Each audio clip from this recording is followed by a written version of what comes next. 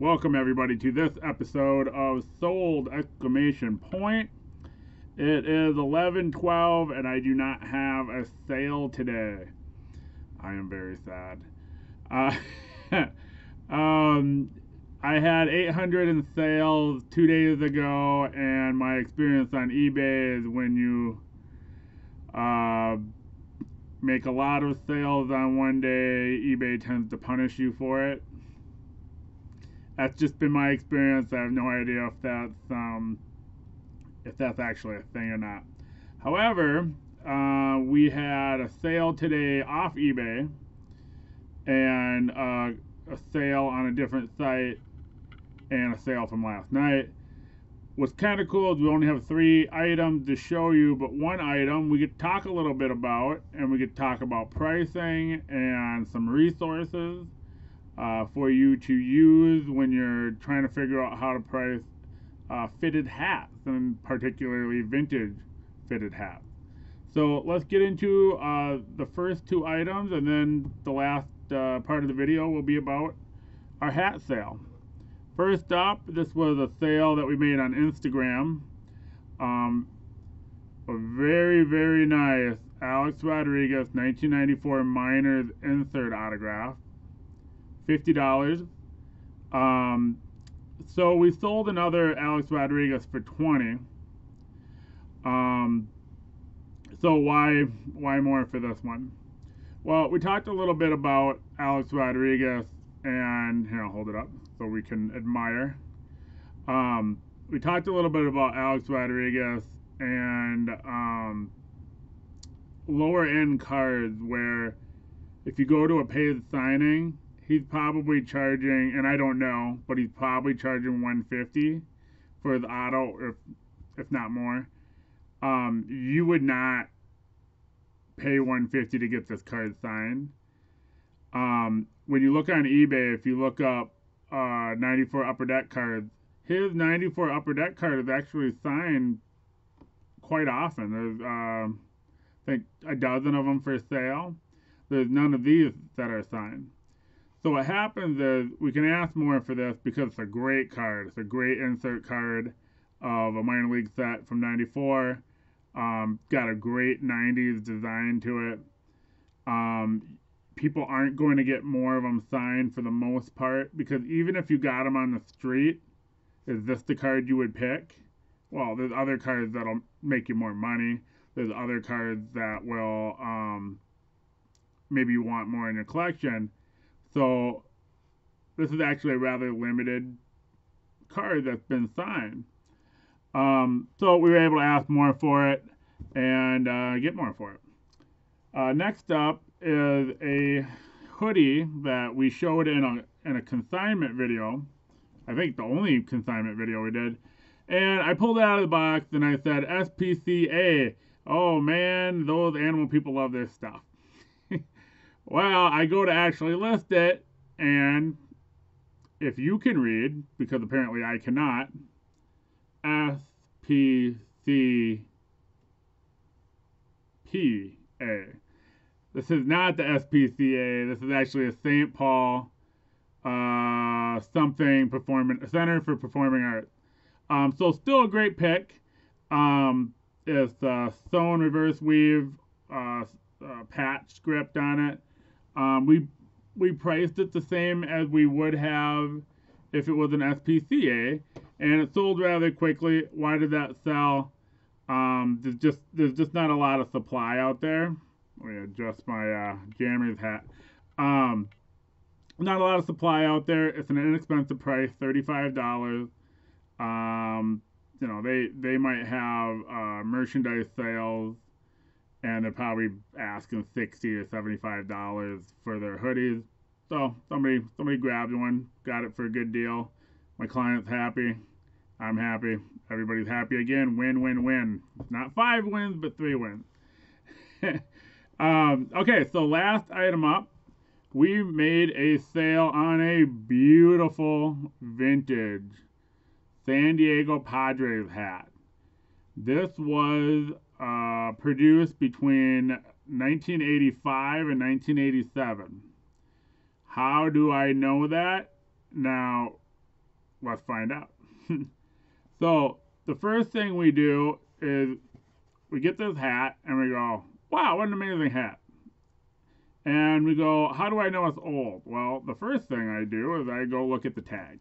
You can see here, let's see if I can get it. We look at the tag and that helps us with our dating. Then we also notice it has a leather band. That's going to help us with our dating as well. With the leather band, I don't think any were made after 1990, although there's not real definitive information about that. Most of the time, they're going to be pre-1983 if there's a leather band. But as you can see here, this one is definitely an 85 to 87. How do we know that? Well, the tag, the new era tag, was produced between those years. We also know that because this logo was only used from 1985 to 1990. So we got $63 for this hat. Now pricing is an art, it's not a science, but you got to look at the history of your item. So first off, we got a vintage hat in great condition, a logo that was only used for 5 years, so the logo was only used for 5 years, but the tag tells me it was between a 3-year period. So that also tells me that this was the hat that Benito Santiago wore when he got called up as a rookie in 1986, I think. So that adds a little bit of history to it. Hat guys tend to be more nerdy than streetwear and sneaker people. That's absolutely true. And so knowing a little more about history when you're trying to figure out the pricing. Where do I get all this information? Is it because I'm super smart? Well, I suppose so. But I also have websites that I use that help me date items, help me research items, and we got 3 main websites that I use for this hat. First, I wanted to go to a blog called the Ballcap Blog. The Ballcap Blog, blah, blah, blah. Okay. The Ballcap Blog has a post that I use a large number of times.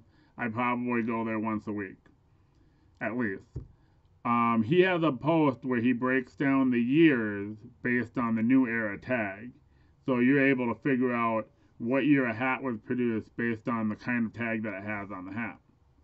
Now that's the first thing. So we're going to get a tag date range. Now I kind of want to figure out, is this a common logo or not?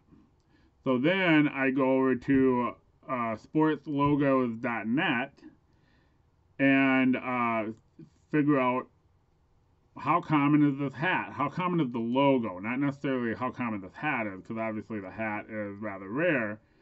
But in business school, you learn a concept called substitute products.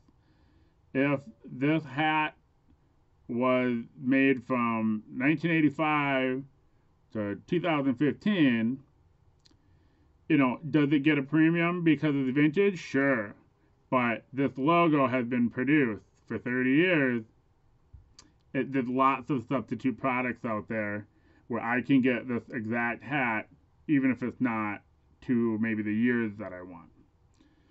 So in my research at sportslogos.net, we found out this logo was only used from 1985 to 1990, which means there's only a limited number of fitted hats with this logo that are period.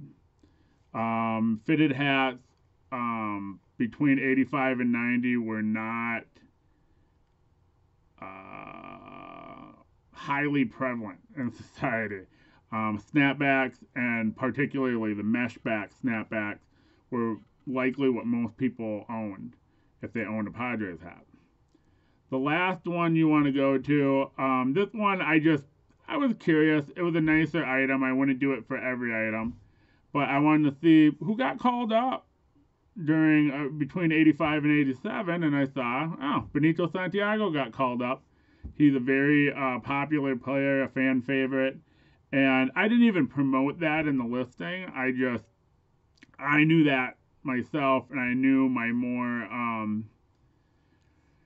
academic buyers may consider that in this purchase.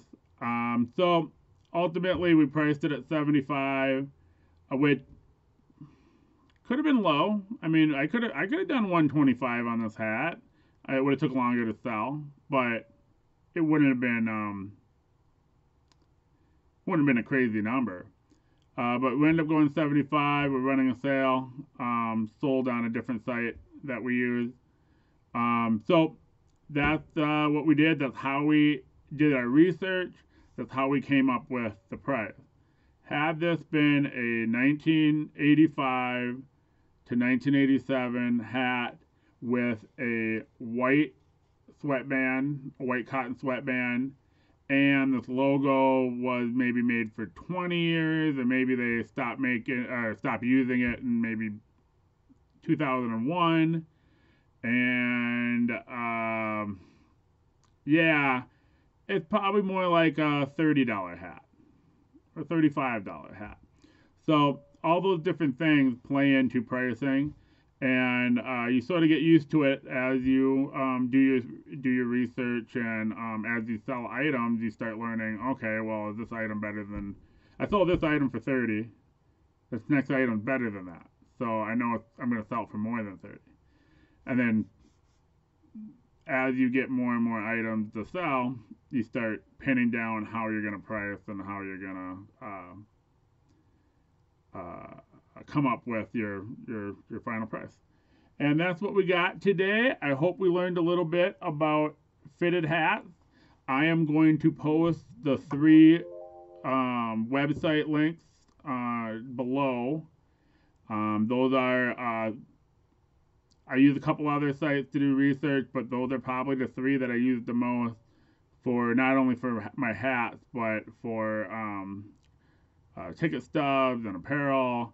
You're always trying to figure out how long that logo was used, what players were connected to whatever item you might have. If you're trying to date an item, sometimes if you know the item period it was made while the player was playing, then going to Baseball Reference and going, all right, when did this player play? You know, he played from 83 to 91. Well, okay.